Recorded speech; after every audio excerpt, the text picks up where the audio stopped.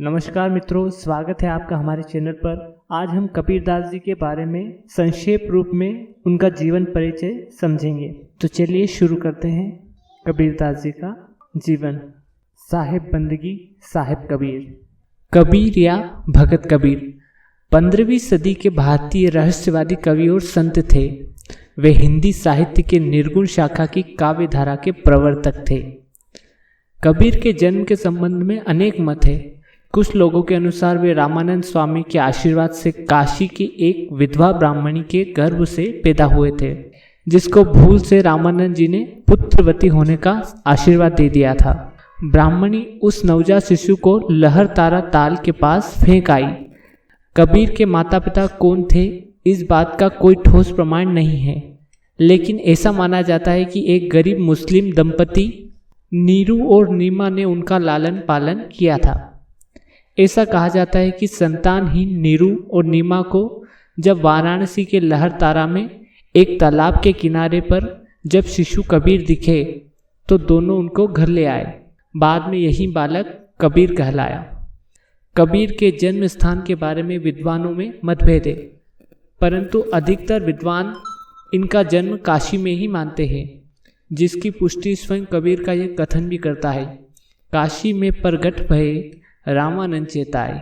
कबीर के गुरु के संबंध में प्रचलित कथन है कि कबीर को उपयुक्त गुरु की तलाश थी। वह वैष्णव संत आचार्य रामानंद को अपना गुरु बनाना चाहते थे, लेकिन उन्होंने कबीर को अपना शिष्य बनाने से मना कर दिया। कबीर ने अपने मन में ठान लिया था कि स्वामी रामानंद को ही हर कीमत पर अपना गुरु बनाऊंगा।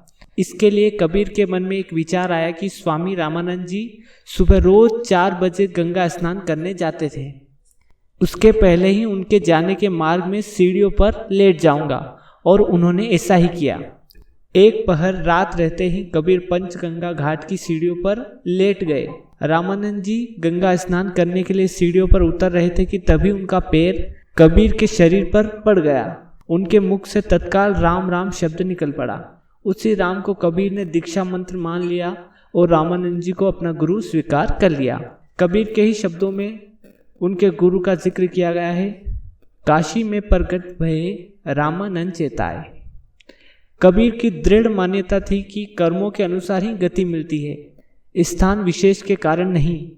अपनी इस मान्यता को सिद्ध करने के लिए अंत समय में वह मगहर चले गए, क्योंकि लोगों की मान्यता थी कि काशी में मरने पर स्वर्ग और मगहर में मरने पर नरक मिलता है। मगहर में उन्होंने अंतिम सांस ली। आज भी वहां पर उनकी मजार व समाधि स्थित है। कबीर की भाषा साधु कड़ी एवं पंचमेल खिचड़ी है। इनकी भाषा में हिंदी भाषा की सभी बोलियों के शब्द सम्मिलित है।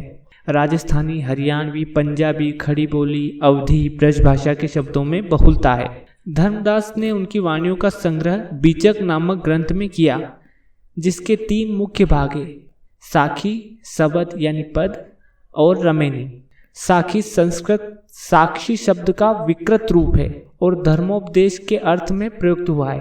अधिकांश साखियां दोहों में लिखी गई है, पर उनमें सोठे का भी प्रयोग मिलता है। कबीर की शिक्षाओं और सिद्धांतों का निरूपण अधिकतर साखी में हुआ है।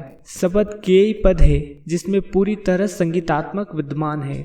इनमें उपदेशात्मक के स्थान पर भाव आवेश की प्रधानता है, क्योंकि इनमें कबीर के प्रेम और अंतरंग की साधना की अभिव्यक्ति हुई है। रमेनी चौपाई छंद में लिखी गई है। इनमें कबीर के रहस्यवादी और दार्शनिक विचारों को प्रकट किया गया है। धर्म के प्रति साधु संतों का तो घर में जमावड़ा रहता ही था। कबीर पढ़े लिखे नहीं थे।